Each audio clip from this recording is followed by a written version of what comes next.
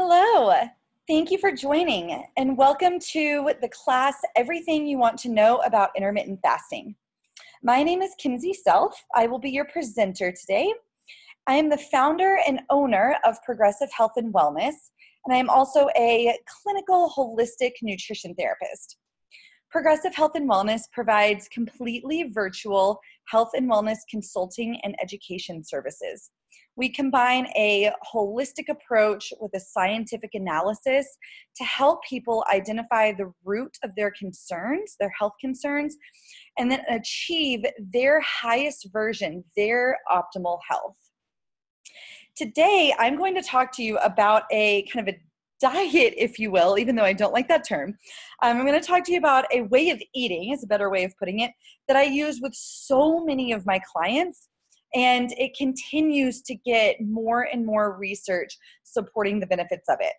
And that is intermittent fasting. You've probably heard of it because it's been circulating around the media a lot more lately. Everything from the terms caloric restriction to intermittent fasting to the 8-hour diet even, which will make a lot more sense by the end of this presentation. But nonetheless, because I recommend it with so many people that I work with, I do it myself, and because there is so much attention around it, I wanted to create this webinar so that you can come and learn quality research-based information about this approach to eating. So without further ado, let's dive in. We've got an hour set up for this presentation, so we're going to cover a lot of information, but in a way that's easy to understand as well. Today's agenda, we're going to start with understanding caloric restriction. That's really where the foundation, where the basis of intermittent fasting came from. So we'll briefly talk about caloric restriction, what that means, and where the benefits come from. Then we'll talk about the physiology of fasting, what it means to be in a fasted state. From there, we'll cover the therapeutic applications of intermittent fasting, meaning a few of the kind of most prevalent pathways that intermittent fasting benefits, and that will lead us into some of the target populations, excuse me, that can really benefit from this way of eating. We'll get into the intermittent fasting protocols, or kind of a tour of the ways to fast intermittently. There's several different ways to incorporate this into your life, so we'll talk about what that looks like. And then we'll get into nutrition to enhance fasting. Fasting, contrary to popular belief, at least with this form of fasting, does not just have to be a water fast. So we'll talk about ways to support fasting from a nutrition point of view. Okay, diving into caloric restriction. If you do a research article or even a Google article search on caloric restriction, so much information will come up. But let's be real. I mean, the term itself, caloric restriction, sounds kind of intimidating, to some degree counterintuitive even. But a lot of the research has focused on caloric restriction, and intermittent fasting is really just a subset of that can be done in a sustainable and reproducible way. So when we talk about the term caloric restriction, any kind of study that's looking at this, it typically looks at reducing daily caloric intake by 20 to 40%. So especially when you're looking at the 40% mark, that can be very difficult to maintain. If you're trying to almost cut in half what you're eating each day on a regular sustainable basis, that's going to be very difficult. And that's honestly what a lot of those studies found, is the attrition rate for study participants was massive. People were dropping out of the studies all the time because it was difficult to maintain. And that's where intermittent fasting came in. So I'll touch on that more in just a few minutes. Nonetheless, the benefits that research continues to find with caloric restriction include reducing oxidative stress, so reducing your body burden of free radicals or damaging molecules, activating the mTOR pathway. We'll really dive into mTOR in just a few minutes, but in short, mTOR is it's kind of this healing and repair mechanism that can be activated within a cell. It activates autophagy, and autophagy kind of goes hand in hand with mTOR. Autophagy is the process of your cells breaking down old used proteins so that it can recycle and build new ones. It increases brain-derived neurotropic factor. That's what BDNF is. BDNF, brain-derived neurotropic factor, is essentially like Miracle-Gro for your nerve cells. It helps your nerve cells grow in a term that's called arborization. So if you imagine a nerve cell like a tree, BDNF helps that tree grow more branches, grow more connections, build more pathways. It increases growth hormone. Growth hormone tends to steadily decline past the age of 30, but it is responsible for all like many good physiological aspects. Fat utilization, so burning fat for energy, building muscle, more overall energy. It has antioxidant effects. So growth hormone does a lot of benefit in the body. Caloric restriction also lowers insulin and increases insulin sensitivity. Insulin is a lot more than just a blood sugar storage hormone. It's also a fat storage hormone, and it's associated with the aging process. So high insulin can have this kind of degrading, degenerative effect on the cells over time, which is partially why it's associated with aging. So decreasing insulin and increasing insulin sensitivity is a good thing. And then it increases leptin sensitivity. Leptin is a hormone produced by fat cells that relays to your brain messages of satiety. So when you've had enough to eat, leptin will slowly increase so that your brain eventually thinks, oh, okay, cool, we've met our needs, we don't need to eat anymore. However, it is possible to form leptin resistance, in which case you essentially never feel full, you never feel satisfied, you have this insatiable hunger. And obviously, from a hormonal point of view that is tied in with other hormones, that can lead to weight issues. So we're really going to focus today on the mTOR pathway and insulin sensitivity because we can extrapolate a lot of other pathways from those two. This is a quote pulled from the Current Diabetes Reports in October of last year, of 2017, stating caloric restriction triggers a complex series of intricate events, including activation of cellular stress response elements, improved autophagy, modification of apoptosis, and alteration in hormone balance. Basically, to translate this, it basically means our bodies are much more efficient. It kind of, intermittent fasting or caloric restriction transitions the body into a state of healing and repair. We are now cleansing out our cells. We're breaking down old proteins and recycling them to build new ones, and reducing oxidative stress. So if you imagine a power plant, if you never renewed and rebuilt and renewed and rebuilt a power plant and went in and fixed problems, eventually it's going to kind of cave in on itself, right? It's going to get so polluted that problems are going to manifest. Same concept with the body, especially at a cellular level. If you never cleanse out the old broken down material, they'll start to interfere with our functioning. And that's one aspect by which intermittent fasting enhances, is this cellular cleaning process. Okay, let's jump into the physiology of fasting so that way we're all on the same page about what it means to be in a fasted state. There's different phases of fasting. Really, there's different phases of the eating, fed, and fasting state. So we start with the absorptive or fed state. This begins 2 to 4 hours after beginning eating a meal. So basically, the absorptive or fed state looks at when your body is actively processing a meal.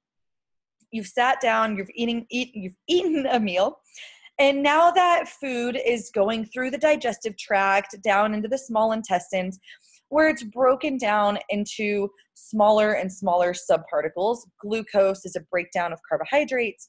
Triglycerides is a breakdown of fat. Amino acids is a breakdown product of protein. And these and other nutrients like vitamins, minerals are entering the bloodstream to be utilized or stored. So insulin will shuttle glucose and amino acids into the cells and inhibit the release of glycogen and fatty acids. Basically, it's trying to regulate the amount of fuel that we have circulating within the blood.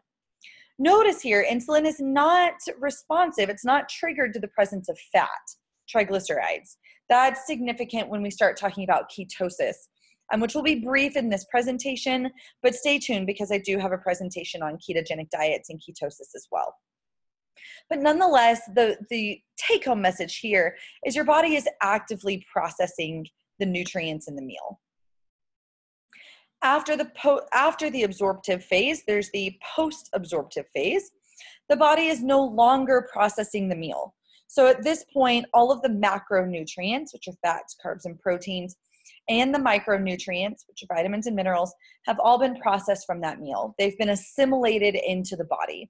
We've used the glucose and the protein, and to some degree the fatty acids, the triglycerides for fuel. Protein we can start using for tissue healing and repair, enzyme manufacturing, hormones, etc. And then the nutrients, vitamins and minerals, those are actively being used for different biochemical processes as well. Blood sugar begins to slowly drop. Your blood sugar typically begins to drop around 4 to 5 hours after a meal, depending on what the meal consisted of. And when blood sugar starts to drop, this stimulates the release of cortisol, epinephrine, and norepinephrine. Those are all of the stress hormones. Keep in mind, low blood sugar is considered a stressor to the body. This goes back to our prehistoric Paleolithic days when we didn't know where our next meal was coming from. So low blood sugar could quite literally mean starvation, which is why it triggers the stress response and the release of cortisol, epinephrine, and norepinephrine.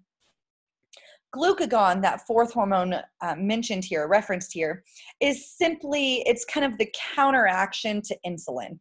Insulin helps shuttle glucose into the cell. Glucagon helps bring glucose out of the cell. You need a certain amount of glucose. There's an optimal range of glucose for blood glucose levels for your body to maintain at any given time. So that way the cells always have ready available fuel. And glucagon and insulin help maintain that balance. This is done through the process of glycogenolysis or gluconeogenesis. Two fancy words that basically just mean breaking down our stored sugar. So we'll break down different body tissues. We'll break down glycogen, which is storage form of glucose. We'll break down all of these stores, and then eventually amino acids, which is our actual protein, like from muscles, for example, and fatty acids to convert into glucose in order to stabilize blood sugar. All of this is a dance your body is always doing. We're always, you have a meal, you don't eat again for 4 to 5 hours, your body starts undergoing these changes to regulate your blood sugar levels. So your body's very well equipped at doing this. From there, we get into the fasted state. So now 12 hours after eating, according to all of the research that I read, they consider the fasted state being initiated at that 12-hour post-eating mark. So whenever you finish your last meal, 12 hours later, then you're considered in a fasted state. Glycogen is a storage form of glucose. Glucose is another word or another term for blood sugar. So glycogen stores are depleted within 24 to 48 hours. Insulin lowers, and now at this point, the body will rely on muscle protein fatty acids before eventually going into ketosis. Ketosis is a natural state for the body to be in the presence of severe caloric restriction or carbohydrate restriction. So in the state of ketosis, normally your body likes to burn glucose for fuel. It likes to burn sugar for fuel. However, if glucose is not readily available, like in a fasted state or in a very low carbohydrate diet, then the body is capable of running on fatty acids in the form of ketone bodies. Ketone bodies are made when the liver cells combine two fatty acids from either dietary fat or your own body fat in order to produce ketones.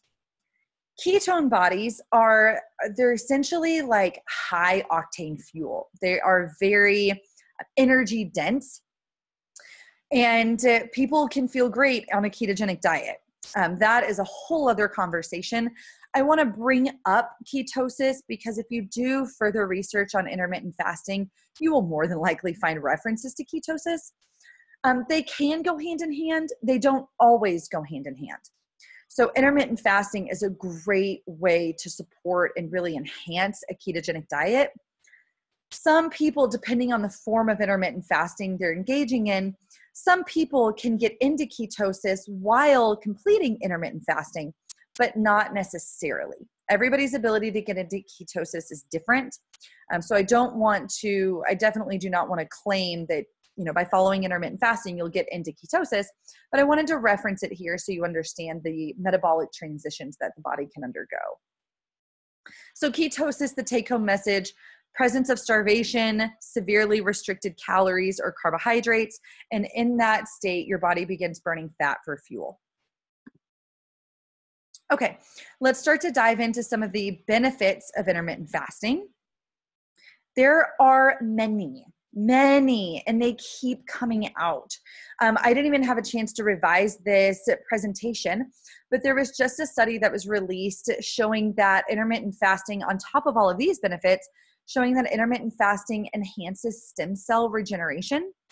This particular study was looking at stem cells in the intestines, but it goes back to the pathway we just talked about with ketosis. The stem cells the cells in the intestines were starting to burn fat for fuel as opposed to glucose, and this has a positive effect on stem cell regeneration, which essentially translates into more enhanced and more efficient healing and repair mechanisms within the intestines. So any kind of intestinal dysfunction, be it, celiac disease, small intestinal bacterial overgrowth, irritable bowel disease, irritable bowel syndrome, many different forms of intestinal dysfunction may benefit from intermittent fasting from this pathway. Okay, to continue with the slide here, intermittent fasting is one of the fastest ways to improve insulin sensitivity and lower glucose levels. So anybody with insulin resistance, type 2 diabetes, this is specifically what I'm talking about. I'll briefly go over that pathway here in just a few minutes when we dive into this a little bit more. Intermittent fasting inhibits the mTOR pathway. That's that ancient signaling pathway I mentioned at the beginning of the presentation. This encourages cellular detoxification, healing, and repair mechanisms. More on that in just a few minutes as well. It promotes fat-adapted metabolism, ketosis, as we just mentioned. It enhances the migrating motor complex, or MMC for short, in the digestive tract. So this is another separate benefit to digestive system that intermittent fasting exhibits. The migrating motor complex is essentially this cleansing and healing aspect in the intestines. It's this autonomic, meaning involuntary mechanism that is controlled by the nervous system within the intestines that propels cellular debris, old food byproducts and waste products, old bacterial products down the digestive tract so that they can be eliminated. It's kind of this wave-like motion, if you will. And then because of all of these benefits plus more, intermittent fasting improves energy, cognition, detoxification, stress response, cellular regeneration, and much more. To continue, the benefits of intermittent fasting, you get all of the benefits of caloric restriction without the adverse effects. That's the biggest component of it. And that's really where intermittent fasting originated, is researchers were looking for a way to duplicate not only fasting, like multiple day long water fasts, but also caloric restriction in a maintainable and sustainable way. And that's where intermittent fasting comes in. So all of these benefits that we talked about come from caloric restriction, they come from fasting, and then intermittent fasting allows us to do this, multiple times, not just a couple days a week. Okay, let's talk about insulin for a second, because insulin is one of the major pathways, one of the major aspects that intermittent fasting benefits. Insulin is a metabolic hormone controlling blood sugar regulation and fat storage. Okay, to repeat that, insulin is a metabolic hormone controlling blood sugar regulation and fat storage. So whenever you eat glucose or protein, so carbs or protein, your body releases insulin. As those, the glucose and protein goes down into your small intestines, it's broken down into its tiny subparticles, absorbed into the blood. From there, insulin helps shuttle those nutrients into the cells where they can then be utilized for fuel if needed. That's the blood sugar regulation aspect of it.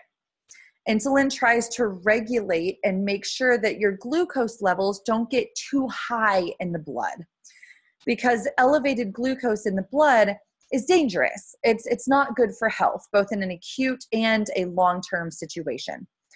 Glucose is kind of like a Chinese throwing star in the blood. So when there's too much of it, it can damage blood vessels, it can damage nerve cells.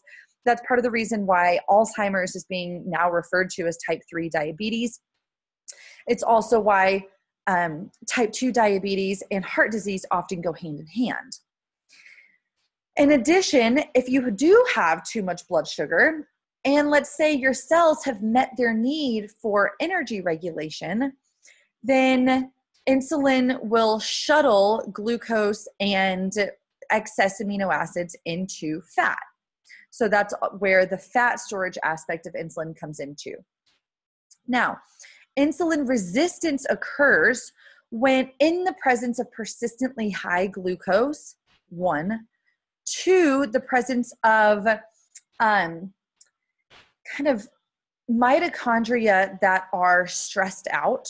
So mitochondria are it's the powerhouse of the cell. Think of it as the power plant. It's where energy is created.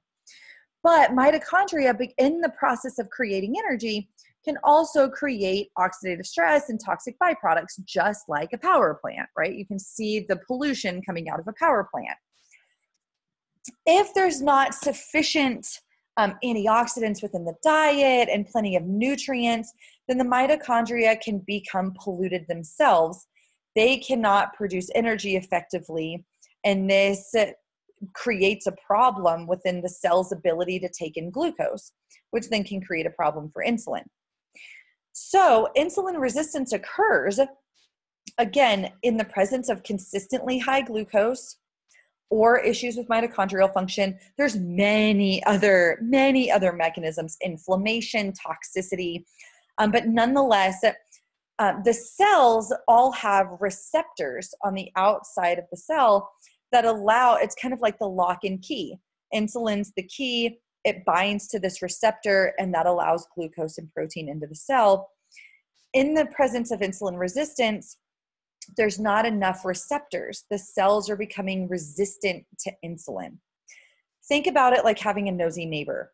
If you have a neighbor that comes over and always knocks on the door, eventually you're going to pretend like you're not home. Same concept applies to insulin resistance with the cells. Insulin is constantly knocking on the door of the cells to try to get glucose into the cell, but the cells, they can't handle anymore, so they start retracting their receptors for insulin, and now we have what we call insulin resistance. I wanted to go over that because we're going to reference this mechanism several times. This is a very serious problem to have. Excess, insulin is a proliferative and anabolic hormone, especially in the presence of sufficient and excess fuel. So insulin resistance is one of the main, and diabetes leads into many, many other chronic health issues. Everything from Alzheimer's, dementia, obesity, autoimmune conditions, cancer, serious problems can come from insulin resistance and diabetes. Chronically high insulin promotes fat accumulation, increases oxidative stress, or kind of the process of rusting or pollution within the body. It decreases cellular regeneration and repair mechanisms. So not good. This is why high insulin is associated with, increasing the rate of aging. It promotes the aging process. Conversely, Low insulin does all of the opposite. Low insulin exerts a low, it helps you burn energy and burn fat at a healthy level, at a healthy rate. It reduces your oxidative stress. It actually has anti-cancer properties, and it slows the aging process. With any cancer patients I work with, one of the goals is to get insulin very low as possible, because tumor cells and certain types of cancer cells actually thrive on insulin. They'll steal insulin in order to take up more of the body's glucose and continue to grow and proliferate. So lowering insulin is really important, and reestablishing insulin sensitivity at the cellular level is also really important.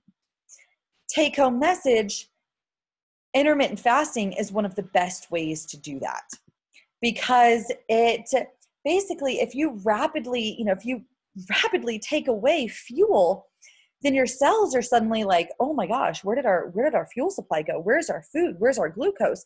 And it will start to re-express those receptors for insulin. So now insulin has a lot more to bind to. That will lower glucose into a very healthy range, and insulin will come down with it. So the caloric restriction, and more specifically the fasted state, the strict and severe withholding of glucose and with fuel, has a very powerful effect on insulin and insulin sensitivity. Okay, moving into the mTOR pathway. The mTOR pathway also kind of overlaps with insulin, because insulin can stimulate the mTOR pathway. mTOR pathway is a complex ancient protein that serves as the body's most important nutrient signaling pathway. It's found within the mitochondria, that powerhouse of the cell again. mTOR was actually discovered by creating the drug rapamycin. It's an anti-cancer drug. And rapamycin acted on the mTOR pathway. Therefore, basically, when mTOR is not stimulated, it activates cellular healing and repair and regenerative mechanisms inside the cell. This includes autophagy. There's that term again, where we're now recycling old used proteins, and we're using them to build new, efficient, functional proteins. So go back to that factory analogy again. We're taking down the old, broken, rusted parts and reusing those materials to build new functional parts. This is extremely important when it's done in the body. To give you an idea, when autophagy is hindered, when it's not functioning appropriately, that's where we get conditions such as cancer and Alzheimer's. That's one of the hallmarks of Alzheimer's, specifically these tau protein tangles. So now these tau proteins are not broken down and recycled. They become tangled and dysfunctional, and they block the transmission of nerves and the neurons. This can happen anywhere. It's just going to manifest differently depending on where in the body it occurs. So it stimulates autophagy, it supports DNA repair, and it activates intracellular antioxidants. So it has an anti-inflammatory and cleansing effect. Low blood sugar, lower protein, lower insulin all inhibit mTOR. So fasting accomplishes all of this. In the activated state, when mTOR is in the activated state, it cues cellular growth and proliferation, and it suppresses most cellular and mitochondrial repair mechanisms. This is not a bad thing, right? Think about athletes, or think about when you're trying to build muscle. That's what the term anabolic means, is building. So when you're trying to build muscle, or sometimes you want to build tissue, this is a good thing. It's only a problem when mTOR is consistently being activated, and you stay in this build mode without taking the time to go in and do the necessary cleaning and healing. So it's all about balance, right? And that's another beautiful aspect of intermittent fasting. We're still eating food. We're still going to eat protein. We're still going to eat carbohydrates.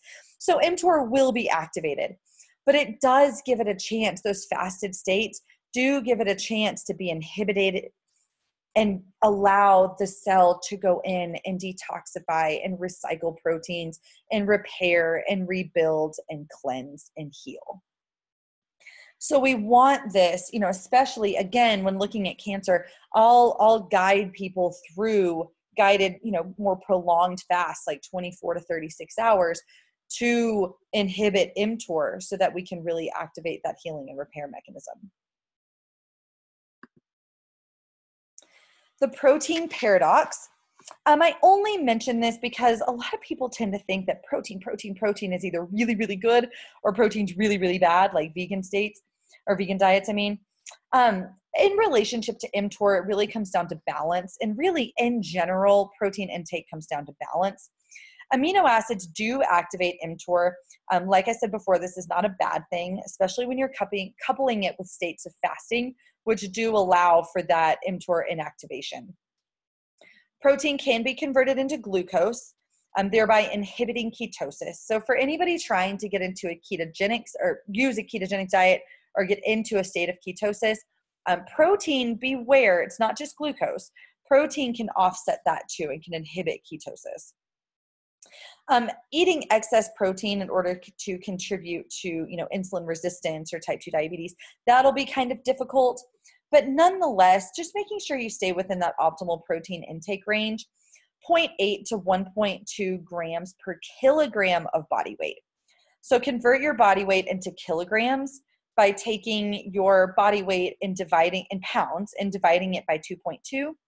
That'll generate the kilogram amount, and then multiply that by, let's just say 0.9 or 1.0 for the average person. If you live a pretty sedentary life or have low body weight, then 0.8. If you're very active, you exercise a lot, have a physical labor job, then increase it towards 1.2.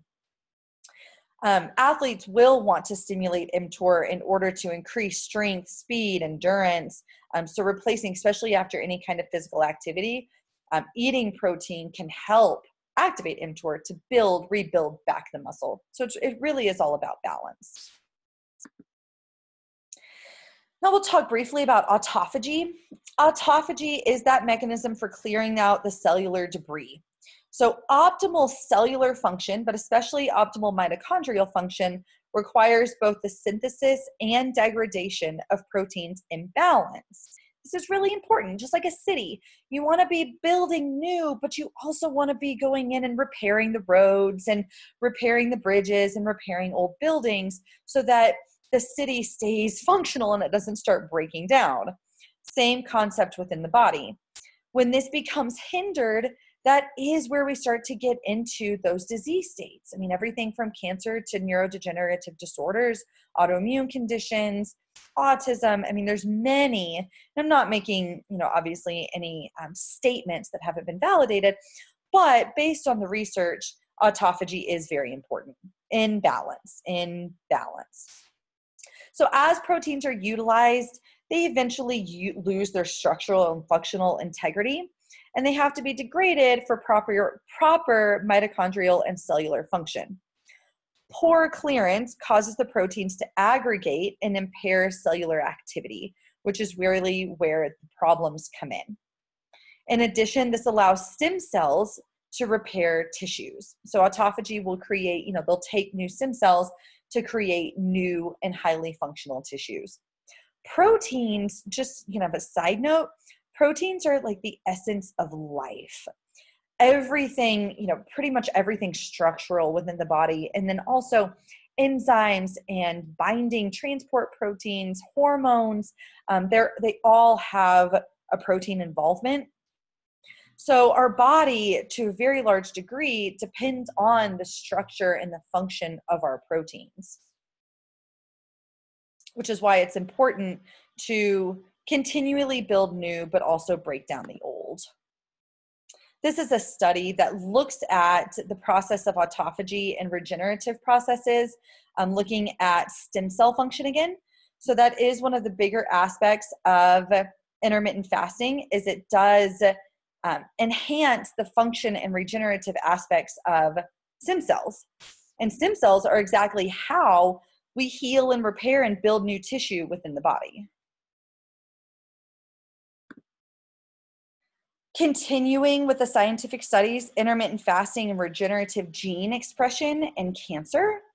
The summary of this shows that the in-depth understanding of the essential role of sirtuins in fasting. Sirtuins is a cellular pathway in the fasting process may have significant implications in developing a new metabolic diagram of cancer prevention or treatment. So they were studying, the purpose of this review is to highlight recent studies on mammalian sirtuins that coordinate and regulate cellular metabolic homeostasis upon fasting, to summarize the beneficial effects of fasting on carcinogenesis and cancer therapy. So they're basically looking at the role that this specific pathway is stimulated in the presence of fasting and how that impacts cancer prevention and treatment.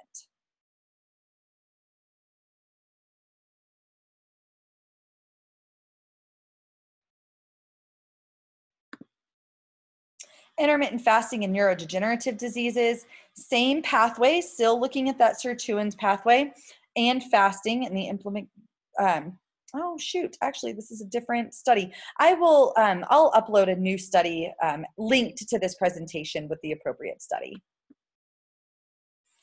Target populations for intermittent fasting. Who might benefit from this?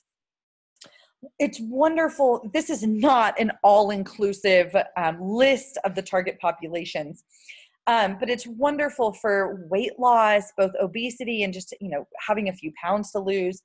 Type 2 diabetes, we explored that pathway with insulin. Cancer, specifically, especially those with tumors, but there are other types of cancer as well.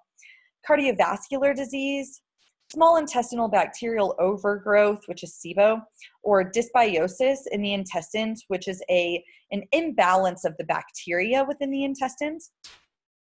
Certain neurological conditions, such as Alzheimer's and dementia, autism and fibromyalgia would be two additional to add to that. And then just general health improvement. There's so many ubiquitous benefits that it really is just a sustainable and maintainable way of eating to enhance health.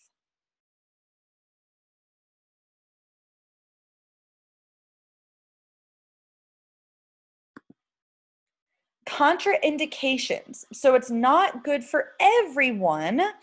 And with some of these, I'm not saying it's bad or dangerous per se, unless I explicitly say that, but I am saying that you'll want close supervision or to address any underlying issues before starting an intermittent fasting program. The one where this is a concern are the medicated or insulin-dependent diabetics, specifically type 1. Type 1 diabetics, this form of eating is contraindicated because the regulation of insulin is so sensitive. In periods of fasting, type 1 diabetics their blood sugar can drop very quickly and it can be dangerous. So in this case, intermittent fasting is contraindicated for type 1 diabetics. Type 2 insulin-dependent diabetics, it really just depends on the dose of insulin and how stable and how steady the regulation of blood sugar is. Some people have it down to a T. They've really got it nailed down and they can go periods of fasting. Others, it's similar to type 1 situation where their blood sugar can just plummet and get into a severely low blood sugar state, in which case it would be dangerous. When I say medicated diabetics, that just depends. If it's metformin or other medications, there is still a way that intermittent fasting can be included or worked in. Again, it just depends on the person and you'll want to be guided appropriately. Adrenal fatigue is referencing, that's because the adrenal glands produce the stress hormones. And the stress hormones are activated in low blood sugar. One of the goals of intermittent fasting is low blood sugar. So if you have healthy adrenal glands, they'll be able to regulate your blood sugar accordingly, keep it within a healthy range by releasing cortisol and adrenaline. In adrenal fatigue, though, the adrenal glands are not able to produce those stress hormones efficiently, and that can also lead to severe states of hypoglycemia. Chronic renal disease.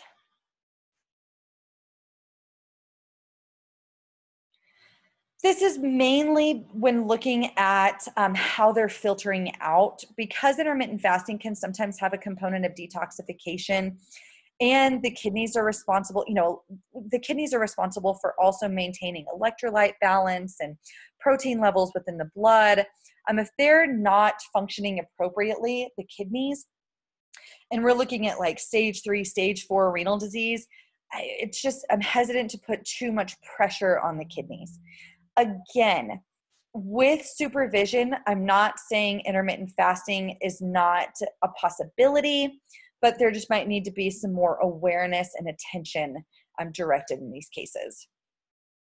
Competitive athletes and high intensity sports, both of these, intermittent fasting can be worked into it in the off season. Because intermittent fasting lowers blood sugar and it depletes your stores, like glycogen specifically, and can sometimes shift into ketosis, competitive athletes are very dependent on especially glycogen for maintaining activity, and for also those fast-paced activity, explosive movements. So really here, intermittent fasting could affect their endurance, their stamina, and their ability to heal and repair after the exercise. In the off season though, it could be fantastic. It's a great way to clear out and repair the mitochondria, which is where all of their energy is coming from in the first place.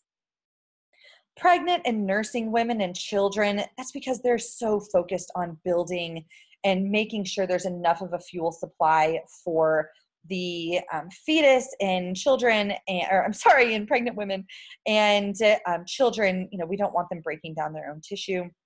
And then the underweight or malnourished, kind of the opposite, in the sense of they won't have necessarily enough reserves, both in the form of macronutrients and micronutrients, vitamins and minerals, and we don't want them dipping into those reserves to use them for fuel. So now let's go through a tour of intermittent fasting, the different ways that you can incorporate this. There's many different ways. I'll go through some of the easiest to incorporate first on a sustainable basis, and then we'll get into some of the longer ones.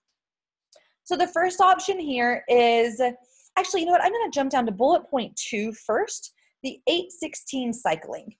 Basically what this looks at, this is what's often referred to as the 8-hour diet. What this looks at is you eat all of your calories, so a full day's worth of calories within an 8-hour period during the day, and fast for at least 16 hours, most of which is done overnight. So for example, let's say you finish eating dinner at 6 o'clock in the evening. Then you would fast, you don't eat anything until, go to sleep, wake up the next morning, and you wouldn't eat anything until 10 o'clock in the morning the next day. That would be a full 16 hours. So finish eating dinner at 6 p.m., fast overnight, and then have your first meal at 10 o'clock in the morning the next day, right? So most of that fasting, like I said, is done overnight. But nonetheless, this still is sufficient time to get into all of those processes that we just talked about, all of those benefits, plus more. So, and then in that 8-hour period, it is so important to eat a full day's worth of calories. So at 10 a.m., you have breakfast, then you'll have lunch a couple hours later, then you'll have dinner a couple hours later, snacks in between. And if you wish to, again, you can repeat the cycle and fast again. This form of fasting, the 8-16 approach, can be done. Some people do it daily. For some people, that's just how they eat. They've structured their day that way. And it's perfectly fine and sustainable. For some people, they'll maybe do it 3 to 4 days a week, just a few days. It doesn't have to be an everyday thing. So whatever fits into your life. And then the hours also can be moved as well. If let's say you work and you're not going to be eating dinner until 8 o'clock and you finish at 9, well, then you'll just postpone when you eat the following day. So it can be moved, that 8-hour time frame. Okay, looking at bullet point number 1 here, 24 to 44-hour fasting. This is where you're fasting essentially 1 to 2 days, or 1 to 1.5 to 2 days per week. So you stop eating from dinner until breakfast or lunch the following day. So let's say on Monday, you stop eating dinner at 7 o'clock. You would go through 24 hours would be you have your first meal at 7 p.m. on Tuesday, the following day. That would be 24 hours. 36 would be you go until 7 a.m. on Wednesday. And then 44 hours would be going until lunch on Wednesday. Some people can fast like this, no problem. For some people, you will need to ease into it. I would not encourage jumping into a 24 or 44 hour fast right off the bat. Definitely ease into it. We'll talk about fat adapted or fat supported fasting as well, which can help with this. But I would start with doing the 8-16 cycle for maybe a week or two, even 3 to 4 weeks, and then eventually attempting your first 20, prolonged fast. And then there's alternate day fasting. Alternate day fasting, basically, just as the name implies, you alternate fasting days with normal eating days. So on fasting days, you restrict eating to one 500-calorie meal. I encourage this to be a balanced meal. A lot of non-starchy vegetables like leafy greens, peppers, cucumber, for example, a lot of non-starchy vegetables, healthy fat like avocado, coconut, nuts and seeds, olive oil, and then some high quality protein, grass-fed, grass-finished, beef or chicken, wild-caught salmon, something along those lines. And it's this one meal for that day. And then the next day, you eat normally. You wake up, you eat breakfast, lunch, dinner normally throughout the day. And then the following day, you have the same 500-calorie meal. Some people love this and they swear by it. For some people, the kind of roller coaster of eating can interfere with their energy levels or kind of impact their hunger or appetite. So feel it out and go along with your schedule and what's intuitive for you as well. Either way, I would suggest starting with the 8-16. You can even start with a 10-14 and then slowly increase to 8-16 and then try out the 24 and then eventually maybe the alternate day fasting. So it's all a progression of things based on what you can handle. So this is a graph depicting the 8-16 regimen. Again, blue showing fasting, green showing feeding. So around overnight you fast, and then in that midday time frame is when you would eat within that 8-hour period. Alternate day fasting, again, blue is fasting, green is feeding. Sunday you eat like normal. Monday you have just the 500-calorie meal. Tuesday you eat like normal. Wednesday you have the 500-calorie meal, and you alternate accordingly. So these are some things to watch out for they're kind of body signs to tell you, maybe to slow down or that this might not be working well for you quite yet. Hypoglycemia signs. Hypoglycemia means low blood sugar. So these are all signs that your blood sugar is getting too low. Lightheadedness, shakiness, confusion, fainting, excessive sweating, blurred vision, slurred speech. These are kind of extreme examples. Atypical heartbeat, like heart palpitations, for example, pins and needles in the fingers, that hangry feeling where you're getting just irritable. All of they're typical. The lightheadedness, shakiness, excessive sweating, hangry, irritable, those are all classic signs of hypoglycemia. That can come and go. So if you drink a lot of water or maybe some broth or something, some tea, that hypoglycemia may go away as your blood sugar naturally starts to rise thanks to the adrenal glands. If it doesn't, then it might be necessary to break the fast and have a small snack, or especially if it keeps getting worse, that can do your body more harm than good. Poor fat adaptation. So if you're not effectively dipping into your fat stores during the fasted state, or if you're not adapting to this way of eating, if you feel like you're losing muscle, like you can either feel it, or if you exercise and you don't feel like you're getting stronger, if you're co-employing a ketogenic diet and not able to get into ketosis, like through testing urine strips or blood strips and you're not getting into ketosis, or if you have persistently low energy, um, either in ketosis or not in ketosis. If you have persistently low energy, then these can all be signs that you're not adapting well to the intermittent fasting. Now, for the first few times of trying intermittent fasting, some of these may occur, and there's no reason to be alarmed per se. But if you're consistently doing it, like especially 2 weeks or so in, and you're not noticing improvement or ease into the process, then it might be necessary to reevaluate if this kind of diet is supporting you. Okay, nutritionally supported fasting. Let's talk about a fat versus a water fast. So most people, when they hear the term fasting, they think that they can only have water. To some degree, yes, but not necessarily. Even on a water fast, unless you're doing specifically a water fast, which is a completely different topic, on a liquid fast, we'll say, and with intermittent fasting specifically, during those fasted periods, only liquids, but not just water. You can also have tea, organic green tea, homemade broth, vegetable broth, or bone broth. Organic coffee is fine, and then citrus or berry spiked water. I do highly encourage purified water or mountain spring water. I'm in Colorado, so El Dorado is wonderful. Ozark is great too. But because of the cleansing aspect of intermittent fasting, cleaning out with very clean water, cleaning your cells with very clean water will enhance that process. So anyways, on a water fast, clear liquids is the bigger thing to pay attention to. Herbal teas as well, white tea too. Then there's the fat-supported fast. So in the true definition of the word, fasting technically means less than 500 calories. That's where it also refers to fasting. But then there is research that's looking at the true fasted state being no calories whatsoever. However, there's a way to support fasting with fat.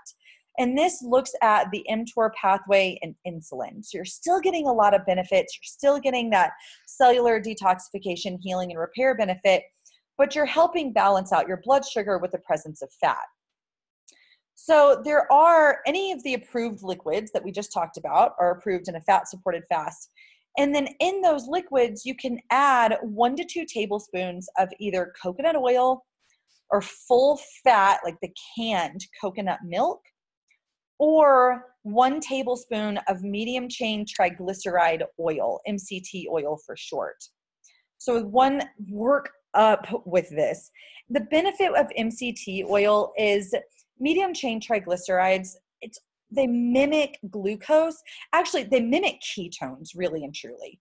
So your body, your cells can readily use them for energy production, but they don't clog up your cells like glucose does. You really get the benefits of ketosis without necessarily, being in a state of ketosis. So it's a high density energy supply. MCT oil work up to it. It can cause bowel upset if you start with too much. So start with 1 teaspoon in a liquid. If that goes well, then work up, maybe few servings, 2 to 3 servings, either in 1 day or a couple days. Then go up to 2 teaspoons and then eventually 1 tablespoon. But all of these can be had in the morning during the fasted state, or at night after dinner during the fasted state. Or if you are doing a longer fast, the 24 or 36 or 44-hour fasts, then you could have these. I would limit it to no more than 2 cups of this fat-spiked beverage. But you could have that, or especially if hunger becomes a problem, just eat a tablespoon of coconut oil, because that will stave off the hunger by supporting your blood sugar, but you'll still get the benefits, some of the benefits of fasting. Tips for easing into intermittent fasting: start slow. Start simply by not eating 3 hours before going to bed. You could start with that and then wake up and have breakfast like normal the next day. Then from there, you could start, don't eat 3 hours before going to bed, and then delay breakfast until mid-morning, getting closer to a 12-hour fast. Having the bulletproof coffee would be okay. Bulletproof is the term for that coconut oil or coconut milk or MCT in coffee or tea. Start with this for 2 days a week. So start with just trying to fast for 12 hours, 2 to 3 days a week for a couple of weeks.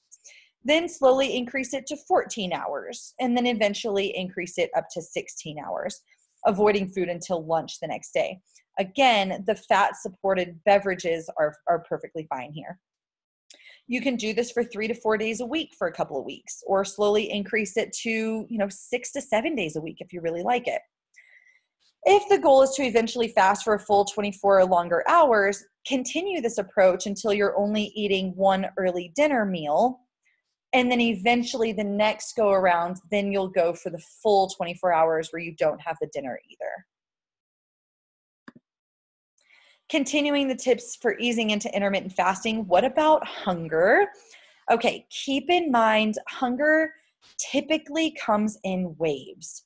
So drink water, drink tea, drink coffee, drink broth, drink any of those approved liquids first to see if that offsets the hunger. Go for a walk.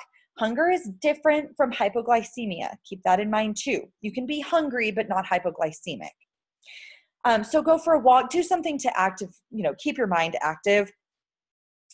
If the hunger persists, but especially if hypoglycemia signs kick in, and they won't go away, that's the biggest thing. If your blood sugar continues to decline and it's not balancing out by drinking any of those beverages or going for a walk, then do the fat-supported fast. So add 1 to 2 tablespoons of coconut or MCT oil to any of the above beverages. Or you can eat a fat bomb. There's recipes for fat bombs online. Or you can eat, a tablespoon of coconut oil, for example, help offset it that way. Because fat takes time to be digested and absorbed and used for energy within the blood, if the hypoglycemia persists, even after eating fat, then I strongly advise, and if it's getting severe, then I strongly advise eating something. Have a few slices of apple, something that can be, fruit, something that can be easily converted into glucose. We do not want your blood sugar tanking in an unhealthful way. So it is important to really monitor and pay attention to those signs. Keep in mind, a lot of the time they are transient, but listen to your body. And if it's getting difficult, if it's getting worse, if it's not going away, give it what it needs and know that you can do it again, right? That it's not an end all be all. You can go into it again and try easing into it again. All right, everyone, that wraps up our conversation on intermittent fasting today. And we covered a lot of information talking about some of the main pathways that are benefited from intermittent fasting, how to do intermittent fasting, how to ease it into your life, and then how to support it with a fat-supported fast when necessary. If any questions ever come up, don't ever hesitate to email me. I am here. And then always, if you want more specific guidance and more one-on-one guidance, please, sign up for an initial consultation or the complimentary 15-minute phone call and see how I might be able to help you. I hope this was helpful. Have a wonderful day, and I hope you also enjoy some of the other presentations to come. Enjoy.